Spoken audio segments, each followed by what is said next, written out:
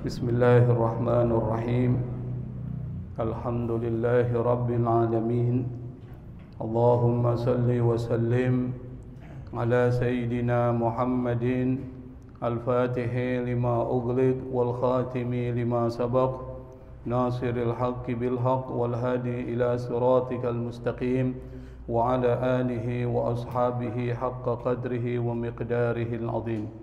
Subhanaka la ilma lana illa ma 'allamtana innaka antal alimul hakim wa la haula wa la quwwata illa billahil aliyyil azim. Rabbi israh li sadri wa yassir li amri wahlul 'uqdatam min lisani yafqahu qawli, amma ba'd. Ma'asyiral hadirin jamaah yang dimuliakan oleh Allah Subhanahu wa taala. Alhamdulillah, kita masih diberikan kesempatan oleh Allah Subhanahu wa taala, digerakkan hati kita, diringankan langkah kaki kita, sehingga kita bisa hadir satu majelis yang sangat dicintai oleh Allah dan Rasul-Nya, di tempat yang sangat dimuliakan oleh Allah Subhanahu wa taala. Pada pertemuan malam ini yang merupakan pembuka dari ta'lim yang kita tawakufkan sementara, bahasan kita adalah pada surat Al-Baqarah ayat 102. Dalam surat Al-Baqarah ayat 102 ini memang ayatnya begitu panjang diceritakan Allah Subhanahu wa taala terkait dengan masih bicara watak dan karakter dari orang-orang Yahudi. A'udzu billahi minasyaitonir rajim. Bismillahirrahmanirrahim. Wattaba'u ma tatlu syayatinu ala mulki Sulaiman. Wa ma kafara Sulaimanu walakinna asyayatina kafaru. Yu'allimuna an-nasa as-sihra وما أنزل على الملكين ببابل هاروت وماروت وما يعلمان من أحد حتى يقولا إنما نحن فتنة فلا تكفر فيتعلمون منهما ما يفرقون به بين المرء وزوجه وما هم بضارين به من أحد إلا بإذن الله ويتعلمون ما يضرهم ولا ينفعهم وَلَقَدْ عَلِمُوا لَمَنِ اشْتَرَاهُ مَا لَهُ فِي الْآخِرَةِ مِنْ خَلَاقٍ وَلَبِئْسَ مَا شَرَوْا بِهِ أَنفُسَهُمْ لَوْ كَانُوا يَعْلَمُونَ. Kata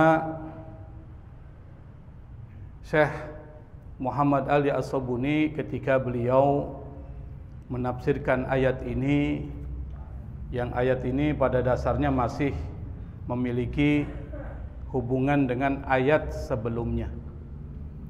Kalau pada ayat-ayat sebelumnya itu diceritakan tentang orang-orang Yahudi yang telah mencampakkan ayat-ayat Allah. Jadi pada pembahasan sebelumnya, sebelum tawakuf, kita membahas bagaimana orang-orang Yahudi itu mereka mencampakkan ayat-ayat Allah. Maksudnya mereka tidak menerima ayat-ayat yang disampaikan oleh Allah Subhanahu wa ta'ala, mereka buang. Yang kedua, termasuk mereka ini bermusuhan dengan malaikat Jibril yang sudah kita bahas pada ayat sebelumnya. Kenapa? Karena bagi mereka malaikat Jibril itu adalah malaikat yang menyetujui penghancuran terhadap kelompok Bani Israel. Jadi yang membawa musibah, kata mereka, itu adalah malaikat Jibril, beda dengan malaikat Mikail. Menurut mereka, mereka lebih mencintai malaikat Mikail ketimbang Jibril. Makanya dikritik oleh Allah Subhanahu wa taala. Nah, pada ayat ini Allah Subhanahu wa taala menyampaikan karakter yang berikutnya. Qala al-musannif akhbara subhanahu anil yahudi annahum qaumun mujrimun yattabi'una ma tulqi ilaihim syaitan min kutubis sihir Kata Syekh Ali As-Sabuni, Allah mengabarkan berita tentang orang-orang Yahudi. Annahum qaumun mujrimun. Mereka ini, kata Syekh Ali As-Sabuni, adalah kelompok yang banyak melakukan kejahatan. Mujrim. Kata mujrim itu diambil dari kata, nanti muncul kata jarimah. Jarimah ini adalah kriminal, kejahatan, crime. Yattabi'una, mereka mengikuti ma tulqi ilaihimus syaitan, apa yang disampaikan dan dibacakan oleh setan. Nah, sekarang kita akan bahas. Dalam ayat ini Allah Subhanahu wa taala mengatakan wattaba'u ma tatlu syayatinu ala mulki Sulaiman. Mereka itu mengikuti. Siapa yang mengikuti? Orang-orang Yahudi. Apa yang diikuti? Ma tatlu syayatin, apa yang dibacakan oleh setan. Yang dibacakan oleh setan itu apa? Setan itu mengajarkan kitab-kitab sihir. Lalu kemudian setan itu mengatakan Nabi Sulaiman itu sebagai penyihir. Yang ini kemudian diikuti oleh orang-orang Yahudi. Maka orang-orang Yahudi sebagian itu mereka tidak suka dengan Nabi Sulaiman. Jadi wataknya orang Yahudi itu banyak nggak suka dengan para nabi. Nah, salah satu nabi yang dia tidak suka sebagian dari kelompok Yahudi itu adalah Nabi Sulaiman, yang mereka mengatakan Nabi Sulaiman ini adalah penyihir, kekuasaannya dibangun dengan sihir, dan Nabi Sulaiman ini termasuk orang yang suka perempuan. Berapa istrinya Nabi Sulaiman? Ada yang tahu? Berapa? 100. Kalau Sulaiman ini cuma 1. Kalah dengan, kenapa? Karena nggak ada nabinya. Kalau ada nabinya bisa 100 juga dia. Ini yang disebarluaskan oleh setan, yang kemudian diikuti oleh orang-orang Yahudi. Dan ayat ini ada sebab nuzul. Jadi dalam ilmu Al-Quran ada ayat-ayat yang diturunkan karena sebabnya ada yang nggak ada sebabnya. Salah satu ayat yang diturunkan karena ada sebab, ya ayat ini nih. Apa sebab yang membuat ayat ini turun? Jadi ada sekelompok pemuka Yahudi ini mencemooh Nabi, menghina Nabi Muhammad sallallahu alaihi wasallam. Mereka bilang dengan ucapannya itu, coba kau lihat Muhammad itu, masa dia mengatakan Sulaiman itu sebagai nabi? Dan demi Allah, kata mereka, Nabi Sulaiman itu bukan nabi tapi adalah seorang penyihir. Itu kemudian membuat Allah Subhanahu wa taala menurunkan ayat ini. Nah, di sini ada beberapa istilah yang perlu kita bahas. Yang pertama adalah siapa Nabi Sulaiman? Yang dimaksud dengan setan ini siapa? Nah, ini perlu dibahas nih. Yang pertama yang kita bahas adalah matatlus syayatin, syayatinnya. Kata syayatin itu jamak dari seton. Kata seton itu diambil dari bahasa Arab. Akar katanya bisa dua. Yang pertama, akar katanya bisa diambil dari kata syato. Dari kata itu muncul syaitan. Syato. Kata syato itu dalam bahasa Arab artinya banyak. Salah satu arti dari syato itu adalah terbakar. Syato ba'duhu, terbakar sebagiannya. Kata makna yang kedua itu artinya imtala'ah hasadan. Dalam hatinya penuh dengan hasad. Makanya setan itu dianggap disebut dengan setan itu bisa masuk dua bangsa, jin dan manusia. Minal jinnati wan nas, dari bangsa jin dan bangsa manusia. Jadi setan itu adalah sejenis ciri sifat yang melekat baik kepada bangsa jin maupun kepada manusia. Yang mereka cirinya itu ada hasad. Dalam dirinya dipenuhi sikap iri hati dan dengki. Itu setan. Maka kalau kita memiliki sifat hasad, yang hasad ini adalah aktif, ini dianggap sebagai setan tuh. Maka turun ayat-ayat yang diturunkan oleh Allah Subhanahu wa taala diajarkan kepada kita untuk berlindung dari setan tuh. Apa? Salah satunya adalah surat Al-Falaq dan An-Nas. Turun tuh. Makanya kalau kita ingin melakukan terapi, pengobatan atau perlindungan, maka yang perlu dibaca itu surat Al-Mu'awwizatain. Al-Mu'awwizatain itu artinya surat yang memberikan perlindungan. Dua surat yang memberikan perlindungan. Al-Falaq dan An-Nas. Nah, di dalam An-Nas itu ada sebutan minal jinnati wan nas. Yuwaswisu fi sudurin nas minal jinnati wan nas. Yang memberikan was-was di dalam hati mereka siapa? Dari bangsa jin dan manusia. Setan tuh. Makanya kalau setan, bangsa jin disebut setan karena mereka iri dan dengki terhadap Nabi Adam. Lalu kemudian mereka bersumpah kepada Allah bahwa mereka akan terus menggoda anak cucu Adam, jangan sampai mereka masuk ke dalam surga karena mereka iri. Maka disebut dengan setan. Orang yang iri bisa dari jin dan manusia, sama dengan manusia. Kalau manusia itu iri dengan orang yang mendapat kenikmatan, dia dianggap apa? Setan tuh. Apalagi kalau irinya bersifat aktif. Dia iri sama orang itu, lalu dia mencoba menghilangkan nikmat yang ada pada orang itu. Itu namanya hasadnya aktif. Dan kita diajarkan surat tadi, perlindungan. Kedua, kata setan itu diambil dari kata syatona. Kata syatona itu artinya ba'udat, jauh. Maka setan itu jauh dari rahmat Allah. Kalau orang mempunyai sifat iri hati dan dengki, maka dia termasuk orang yang memiliki sifat setan, setoni. Makanya punya anak namanya jangan setoni, Pak. Panggilannya Tony. Keren panggilannya. Siapa nama Tony? Nama lengkapnya apa? Setoni katanya. Kan kurang ajar. Setoni. Panggilnya Tony.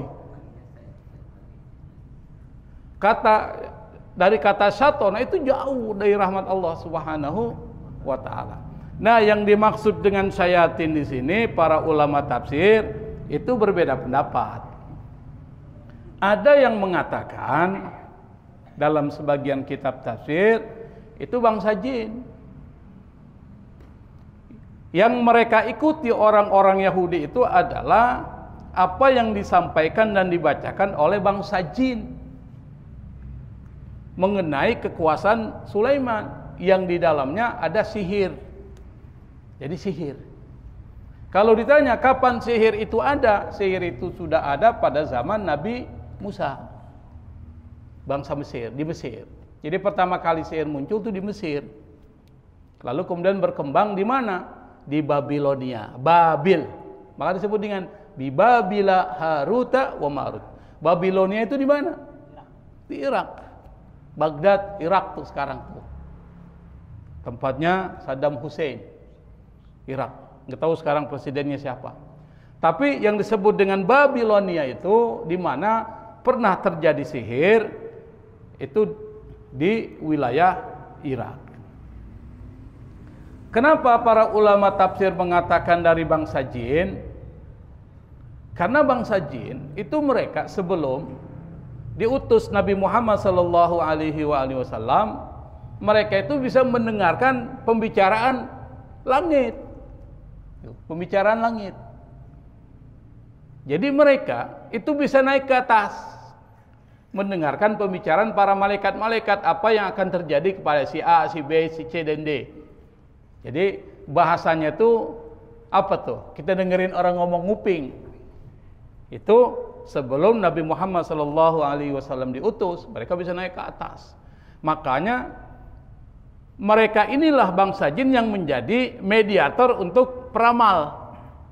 Jadi peramal itu kenapa bisa meramal? Karena informasinya dari mana? Jin. Zaman dulu ya. Zaman sekarang udah nggak ada itu, Pak. Nanti saya akan ceritakan. Jadi dia dengerin, makanya banyak orang ngeramal. Jadilah abdinya bangsa jin, Abdul Jin, hambanya jin itu. Jin pandai menyesatkan. Anda kalau mau dapat informasi harus ada sesajen dong. Sesajian, disebut dengan sajian, jadi sesajen. Apa? Macam-macam tuh jin mintanya. Rokok lah. Dan minta rokoknya Ji Samsu lagi. Keren itu. Macam-macam yang dia minta itu. Apalagi? Apalagi? Apalagi? Kopi pahit lah. Ini yang ngomong ini pelakunya. Pelaku sesajen. Jadi seperti itu menyesatkan. Zaman dulu begitu tuh. Makanya mereka bisa mendapatkan informasi. Dan praktek-praktek seperti ini pada zaman kerajaan Nabi Sulaiman itu meluas, melebar. Sihir. Meluas. Kalau zaman Nabi Musa, sihir itu hanya buat kelompok elit. Kalau bahasa sekarang, apa profesi yang paling tinggi sekarang? Dokter. Anak kecil aja tahu. Cita-citamu apa, nak? Jadi dokter. Tuh, anak kecil tuh. Meskipun hidupnya Senin Kemis, cita-citanya jadi dokter. Dia nggak tahu dokter itu mahal tuh. Berapa kuliahnya kan? Kenapa? Karena dalam pikirannya kalau jadi dokter banyak duit. Kalau banyak duit bisa kaya, maka jadi profesi yang diminati banyak orang. Tuh. Pada zaman Nabi Musa, profesi yang paling diminati, yang paling tinggi dan itu nggak bisa diajarkan oleh kebanyakan orang awam, itu sihir. Makanya para pelaku sihir itu dekat dengan kekuasaan. Dekat dengan kekuasaan. Jadi raja ya penyihir. Di penyihir ada koordinator penyihir. Yang melawan Nabi Musa itu adalah pentolan-pentolannya para penyihir, Pak, bukan penyihir biasa. Kenapa? Karena dia tahu ilmu sihir. Dia tahu rumus sihir yang benar. Maka ketika melawan Nabi Musa, dia tahu Nabi Musa ini bukan sihir. Kenapa? Karena dia ngerti tuh hakikat sihir seperti apa. Saharu ayunan nas, membuat pandangan mereka terhalusinasi, itu sihir. Jadi mata Anda dibuat dihalusinasi. Tahu halusinasi? Seperti dihipnotis, seakan-akan ada, padahal nggak ada. Ini ular ini, tambang ini jadi ular, dihipnotis tuh dan bergerak. Mereka ngerti ilmunya. Nabi Musa lemparkan tongkat jadi ular, ular itu makan ular-ular kecil itu. Mereka tahu ini bukan sihir, karena mereka tahu ilmunya. Maka mereka para penyihir langsung iman kepada Nabi Musa. Begitu, Pak. Kenapa mereka beriman? Karena mereka tahu Nabi Musa bukan penyihir. Ini adalah mukjizat, nggak mungkin sihir nggak begitu. Nah, pada zaman Nabi Sulaiman ini berkembang. Bukan cuma kelompok elit, kelompok-kelompok biasa belajar sihir. Termasuk mereka tuduh Nabi Sulaiman. Dia menggunakan sihir membangun kerajaannya. Dituduh, nanti disebutkan wa ma kafara Sulaimanu, Nabi Sulaiman tidak kafir, walakinna syayatina kafaru, setan itu yang kafir. Tuh, nanti dikritik oleh Allah Subhanahu wa taala. Yang kedua, Nabi Sulaiman itu punya kemampuan memerintahkan bangsa jin. Jadi nabi yang paling dahsyat, yang memiliki kekuasaan yang sangat besar itu Nabi Sulaiman. Saking besarnya kekuasaannya itu, dia punya pasukan. Itu dari 3 kelompok, Pak. Manusia, jin, dan hewan. Ada nggak sini presiden, kepala negara, yang pasukannya ada jin dan hewan? Wah, ini sudah ini dia nih. Manusia itu bagian dari pasukan dari Nabi Sulaiman. Tetapi yang paling dahsyat itu bangsa jin bekerja buat Nabi Sulaiman. Kalau Anda baca surat Saba ayat 12-13 itu terlihat di sana. Bagaimana bangsa jin itu mereka membangun gedung, benteng, monumen, masuk ke lautan, mengambil permata-permata untuk membangun kerajaan Sulaiman. lebih pintar bangsa jin ketimbang kita. Teknologinya lebih tinggi bangsa jin daripada kita. Makanya di tempat-tempat itu ada kerajaan jin. Di Indonesia itu.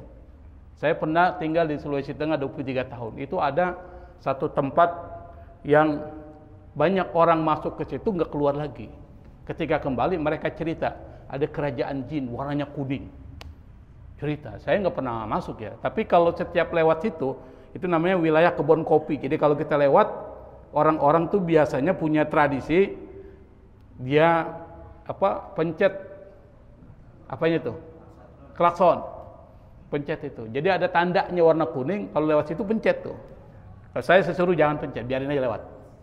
Kenapa? Kita lihat nanti apa yang terjadi. Ternyata nggak ada apa-apa juga. Kenapa? Kalau kita seperti itu, kita ngikutin apa perintah jin. Gitu maksudnya. Berarti kita ngikutin. Tapi yang lain udah jadi tradisi tuh. Siap lewat, total gitu. Total lewat situ bunyi. Dan memang orang-orang yang pernah masuk ke kerajaan itu, mereka mengatakan itu luar biasa kerajaannya. Teknologinya canggih banget tuh. Sampai di Kalimantan ada tuh, apa sih namanya tuh? Saranjana. Saranjana. Kayaknya pernah ke sana ini. Sulaiman. Kalau Nabi Sulaiman bisa merintahkannya, bisa masuk ke kerajaan ini. Saranjana. Nanti dicari tuh di YouTube tuh. Saranjana itu. Makanya ada filmnya. Saranjana. Kalau yang di Palu tuh namanya di daerah kebun kopi tuh. Dan itu banyak cerita-cerita yang orang masuk nggak keluar lagi, ada yang masuk keluar lagi, yang masuk keluar lagi itu yang cerita itu. Nah, Nabi Sulaiman punya pasukan bangsa jin, termasuk rajanya jin. Siapa tuh rajanya jin? Ifrit. Dan Ifrit ilmunya lebih tinggi dari semua. Saking tingginya ilmunya, kata Ifrit, Nabi Sulaiman bilang, gimana nih memperlakukan Ratu Saba, itu Balqis, ya kan? Kan begitu ceritanya. Kata Ifrit, qala ifritum minal jinni ana atika bihi qabla an taquma min maqamik. Kata Ifrit, ya Sulaiman, saya bisa datangkan singgasana Ratu Balqis itu sebelum kau berdiri dari tempat dudukmu. Sebelum berdiri, Pak, udah ada itu. Itu kata Ifrit. Hebatnya tuh Ifrit. Dia punya namanya ilmu teleporti. Teleport. Apa teleportasi? Apa sih bahasanya itu? Ada ilmu yang bisa mindahkan dari jauh. Berarti zaman Nabi Sulaiman sudah ada ilmu itu, Pak, mindahin. Tapi kata orang yang berilmu, apa dia bilang? Qabla ayyartadda ilaika tarfuk. Ya Sulaiman, saya bisa datangkan orang yang diberikan ilmu rahasia-rahasia dari nama-nama Allah. Dia bilang, saya bisa datangkan singgasana Balqis qabla ayyartadda ilaika tarfuk, sebelum kau ngedip. Lebih hebat lagi gitu. Hebat lagi, sebelum ngedip datang. Ketika Nabi Sulaiman baru mau bilang, langsung sudah ada singgasananya. Apa kata Nabi Sulaiman? Nakirulaha arsyaha. Ini diubah dikit, dimodifikasi dikit. Kira-kira nanti Ratu Balqis datang, dia kenali nggak singgasananya ini? Tuh, berarti zaman Nabi Sulaiman teknologinya udah canggih, Pak. Zaman sekarang masih kalah dengan zamannya Nabi Sulaiman. Kenapa? Karena para teknokratnya bangsa jin tuh, yang punya ilmu yang sangat tinggi. Itu luar biasa. Itu kerajaan Nabi Sulaiman. Makanya nggak ada satupun yang mampu mengalahkan tuh Nabi Sulaiman. Yang kedua, Nabi Sulaiman termasuk nabi yang paling kaya di sedunia hartanya. Bahkan ada yang pernah menghitung kerajaan kekayaan dari Nabi Sulaiman, dihitung, Pak, dengan angka. Itu sampai 2,2 triliun dolar. Dolar, Pak. 2,2 triliun dolar. Triliun itu nolnya berapa sih? Hah? Berapa? 12 ya? Kalau miliar ini 12 nolnya dan dolar lagi. 1 dolar berapa sekarang? 16.000, 17.000. Hitung aja tuh. Banyak nggak tuh? Banyak. Itu kerajaan atau kekuasaan atau harta dari Nabi Sulaiman. Dan Nabi Sulaiman mendapatkan kekayaan yang besar itu bukan dari emas, permata, tapi dari timah, dari logam, tembaga. Karena tembaga itu adalah komoditas terpenting saat itu, yang paling tinggi. Dari tembaga ini dia bangun kekuasaan peradabannya. Bahkan istananya dia bangun dengan arsitek-arsitek yang sampai saat ini belum ada yang bisa bangun tuh. Apa? Lantainya di bawahnya ada air. Pernah diteliti Pak, ternyata kalau Anda bangun lantai di bawahnya air, sejuk, nggak dingin. Itu hebatnya tuh. Apa namanya itu arsitektur. Makanya kalau Bapak kepanasan terus nih tinggal di Jakarta kan, AC nggak punya, bikin aja. Di bawahnya ada air. Ada kolam ikan di bawah tuh. Kita lihat ikan terus di bawah kan, adem tuh. Enak, coba aja buat. Seperti yang dilakukan Nabi Sulaiman. Sampai Ratu Balkis pas datang, dia pikir air, dia angkat itu gaunnya, kelihatan betisnya tuh. Ratu Balkis, kaget dia. Ternyata Nabi Sulaiman memiliki kekuasaan yang sangat besar. Pada Ratu Balkis itu mempunyai kekuasaan yang sangat besar. Ada yang mengatakan bahwa Ratu Balkis ini di Indonesia, bukan di Yaman. Kenapa? Contohnya Borobudur. Tuh. Ada tempat di mana namanya Istana Ratu Boko. Ratu Boko. Itu ada riset Pak. Bahkan ada orang Thailand, doktor, dia meneliti, ternyata ini pernah tempatnya Ratu Balkis. Tapi ini kan riset ya, bisa benar bisa salah. Tapi orang itu masuk Islam karena dia ngerti bahwa tidak mungkin ini Borobudur peninggalan dari agama Buddha, bukan, agama Islam. Borobudur. Pas diteliti itu tentang terkait dengan itunya, itu ada tanda-tanda yang nggak mungkin dari agama Buddha. Nanti untuk lebih jelasnya, karena waktu kita singkat, Bapak bisa cari sendiri informasinya itu di YouTube, bisa dicari. Nah, tuduhan-tuduhan mereka terhadap Nabi Sulaiman itu yang dianggap sebagai penyihir, dianggap membangun kekuasaannya dengan sihir karena dia bisa menaklukkan jin-jin itu. Yang ketiga, dianggap orang yang suka perempuan karena menikahi perempuan sampai 100. Pada zaman dulu boleh. Pada zaman Nabi Muhammad dibatasi 4. Jadi terkait dengan perkawinan itu berkembang. Zaman Nabi Adam perkawinan, saudara boleh menikah. Betul nggak Pak? Betul tuh. Pada zaman Nabi Yakub, adik kakak boleh dinikahi sekaligus. Nabi Yakub menikahi adik kakak, Lea dan siapa lagi tuh? Bukan Louis. Louis itu anaknya Nabi Yakub tuh. Lea dan Rahil, tulisnya Rahil. Kemudian dalam bahasa mereka namanya Rachel, ya kan? Kemudian Lea, tulisnya Lia. Di sini ada namanya Lia kan? Di Lea, jadi Lia. Muncul kata Lea itu jadilah jeans tuh kan? Lea, itu kan? Itu dari mana? Hati-hati Pak, itu dari mana? Termasuk juga jeans tuh. Dari mana itu? Levis, itu dari Louis. Dari Louis, anaknya Nabi Yakub, Louis. Wa ma kafara Sulaimanu walakinna syayatina kafaru.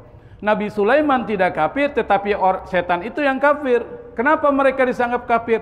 Yu'allimuna an-nasa sihra wa ma unzila 'alal malakaini bi Babila Haruta wa Marut. Kenapa? Karena mereka mengajarkan kepada manusia sihir dan apa yang turunkan kepada dua malaikat yang ada di Babilonia, namanya Harut dan Marut.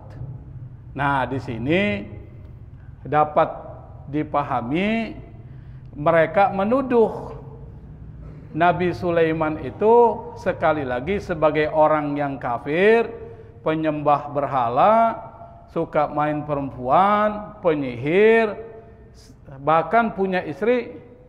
Dalam satu riwayat ada mengatakan 100, riwayat lain mengatakan 1000. Seperti kata Ustadz Mansuri, 1000. Karena Ustadz Mansuri ini kan suka perempuan, jadi dianggap 1000 perempuan. Ngangguk-ngangguk lagi. Nah ini tuduhan nih. Dan ini kekafiran. Kata orang Yahudi, Sulaiman kafir. Dibantah oleh Allah. Wa ma kafara Sulaimanu walakinna syayatina. Yang kafir itu setan itu yang ngajarin sihir, bukan Nabi Sulaiman yang ngajarin sihir. Nah, dan apa yang diturunkan kepada dua malaikat namanya Harut dan Marut yang ada di Babilonia. Nah, di sini jadi ikhtilaf para ulama itu. apakah memang bisa malaikat itu ngajari sihir? Tuh satu. Apakah yang dimaksud itu malaikat? Apakah malaikat ini, yang namanya malaikat nggak mungkin ingkar sama Allah. La ya'sunallaha ma amarahum wa yaf'aluna ma yu'marun. Mereka nggak akan pernah ingkar dengan apa yang Allah perintahkan. Bahkan melakukan apa yang diperintahkan. Itu malaikat itu. Tetapi para ulama tafsir mengatakan ini adalah malaikat, yang malaikat itu diutus oleh Allah untuk nguji. Makanya kata Harut dan Marut, dia mengatakan wa ma yu'allimani min ahadin, salah seorang dari keduanya tidak mengajarkan hatta yaqula, sampai keduanya berkata innama nahnu fitnatun fala takfur. Kami ini adalah fitnah buat kalian, ujian.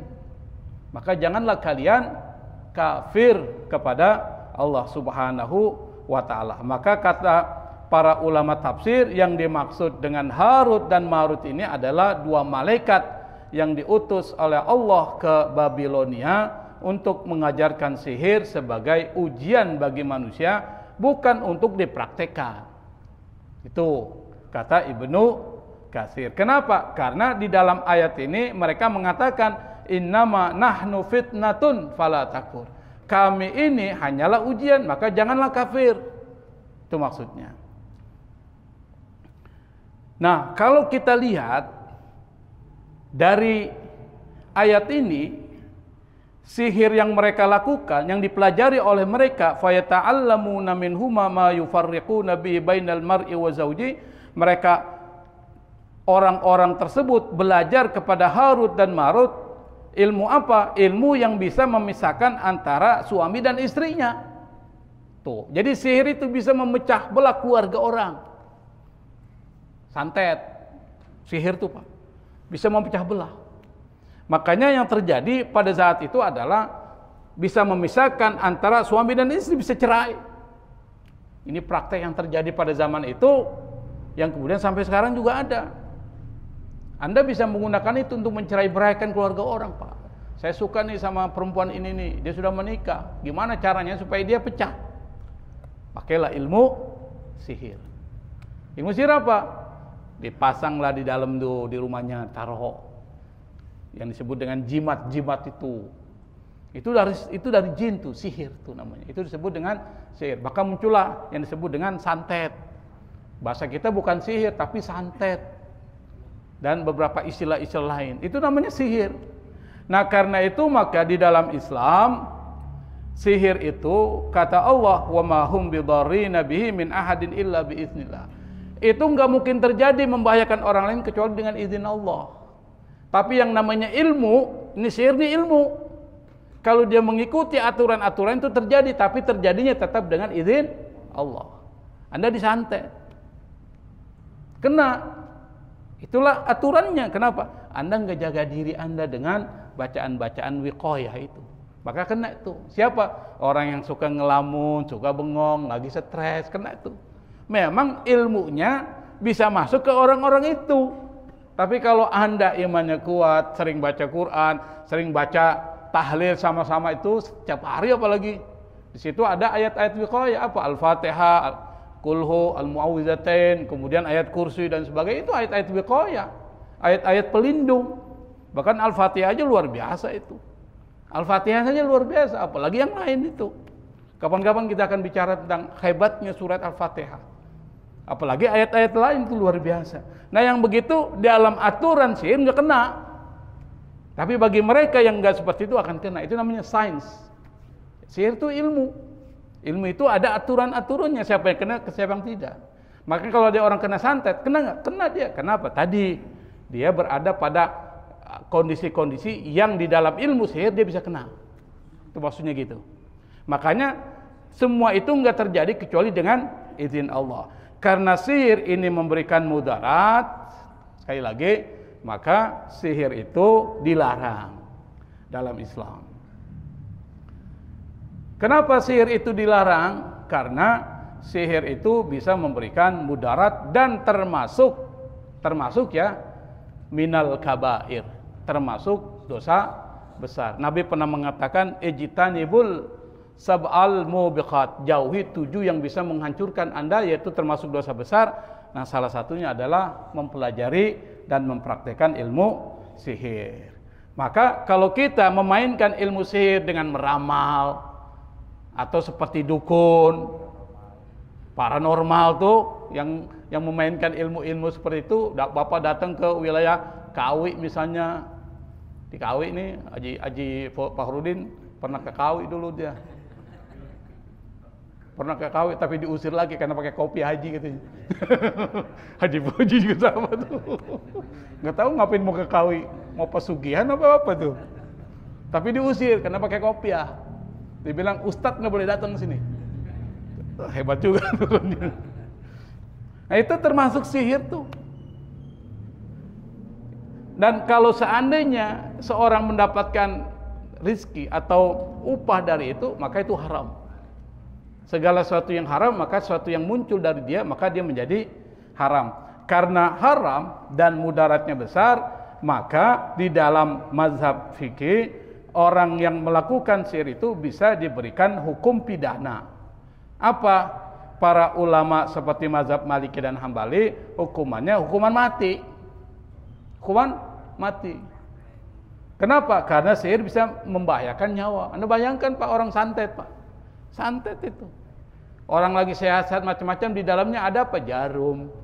Lah gimana masuknya itu? Itu ilmu sihir. Itu hebatnya ilmu sihir itu. Nah, itu memberikan mudarat. Nah, karena bermasalah, maka di dalam hukum pidana Indonesia itu ada satu pasal itu. Apa pasalnya? Kalau seandainya orang itu melakukan salah satunya ilmu sihir, kekuatan gaib itu, maka dia dipenjara 1 tahun 6 bulan. Sedikit. Kalau Islam mati. Islam. Jadi orang nggak berani lagi. Dan didenda pidananya 200 juta. Jadi dipenjara 1 bulan, 1 tahun 6 bulan. Kemudian kena pidana denda berapa tuh? 200 juta. Itu kecil. Sementara yang sudah banyak mati karena dia tuh banyak banget tuh. Tapi membuktikannya susah Pak. Orang disantet, membuktikannya susah. Kenapa? Karena gaib. Makanya sulit sekali. Kau yang nyantet dia, mana buktinya? Coba hadirkan bukti. Kalau saya nyantet dia, susah menghadirkan. Makanya kalau ada tanda-tanda dia melakukan itu, maka hukumannya begitu tadi. Nah, karena sihir ini bermasalah, berbahaya, maka dalam Islam kita diajarkan. Nah, ini perlu saya beritahu nih. Apa sih amalan-amalan yang bisa menghindari dari sihir? Yang pertama Pak, dirutinkan.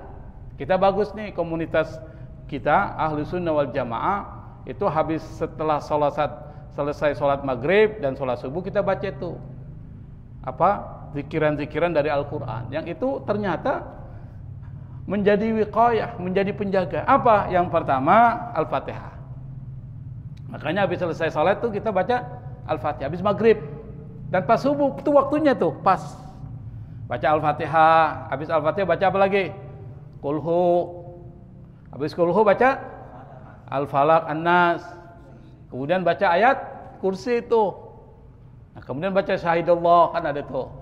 Nah, itu ternyata ayat-ayat atau surat-surat yang kita baca ini, kata Nabi, adalah ayat-ayat perlindungan. Kalau kita sering rutin baca ini, Allah akan lindungi. Mana buktinya? Nah, buktinya ini. Saya berikan contoh hadis-hadisnya. Yang pertama, alam tara ayatin unzilat al-lailata lam yura misluhunna qat. Tidakkah engkau lihat ada ayat-ayat yang diturunkan pada waktu malam yang tidak ada ayat-ayat seperti mereka? Apa? Qul a'udzu birabbil falaq, qul a'udzu birabbin nas.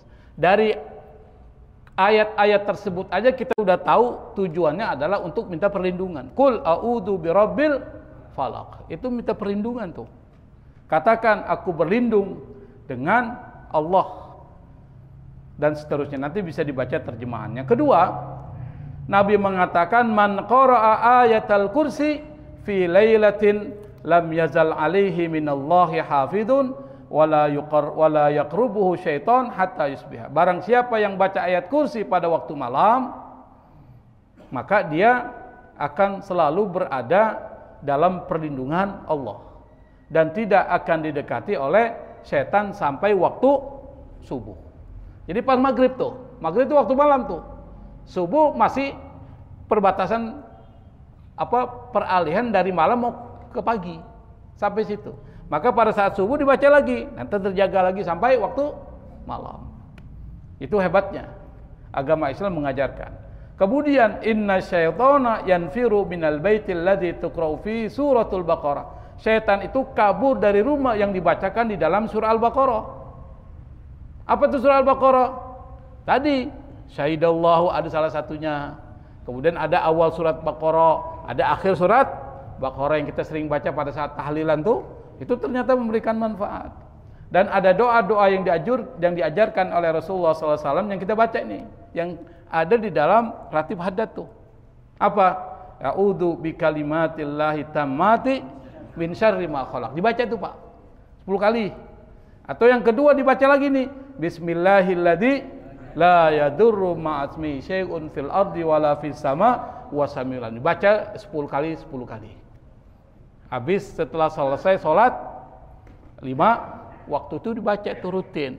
Insya Allah kita akan terjaga dari sihir, terjaga dari gangguan setan dan dari bangsa jin dan bangsa manusia. Saya pikir ini yang bisa saya sampaikan. Sudah waktu Isya, pas jam 7 waktu Isya.